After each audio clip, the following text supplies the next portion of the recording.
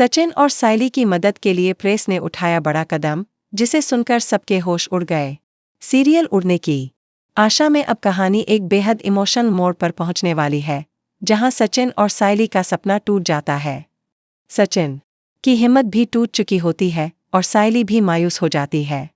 यह सब देखकर प्रेस यानी सचिन के बाबा को सब समझ में आ जाता है कि अगर अभी कुछ नहीं किया गया तो ये दोनों कभी भी दोबारा खड़े नहीं हो पाएंगे। प्रेस एक बड़ा फैसला लेते हैं। वे तय करते हैं कि वह सचिन और सायली को मुंबई वाला उनका दूसरा घर देंगे।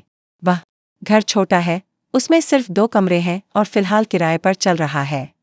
लेकिन वे सोचते हैं कि अब वक्त आ गया है अपने बेटे और बहू के सपनों को उड़ान देने का। जैसे ही यह बात रेणुका को पता चलती है, वह भड़क जाती है।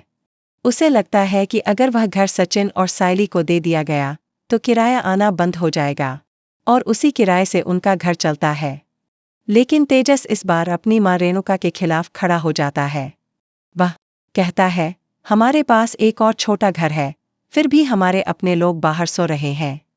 मैं अब यह बर्दाश्त नहीं करूंगा। वहीं सचिन और सायली कंफ्यूज हो जाते हैं।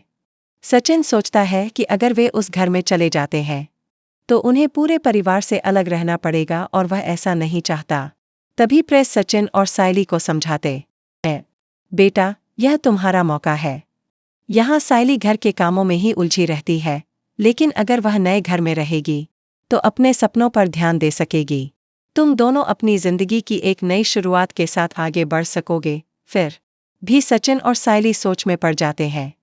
प्रेस कहते हैं, अगर तुम्हें सोचने के लिए थोड़ा समय चाहिए तो ले लो, लेकिन बेटा ऐसा मौका बार बार नहीं आता।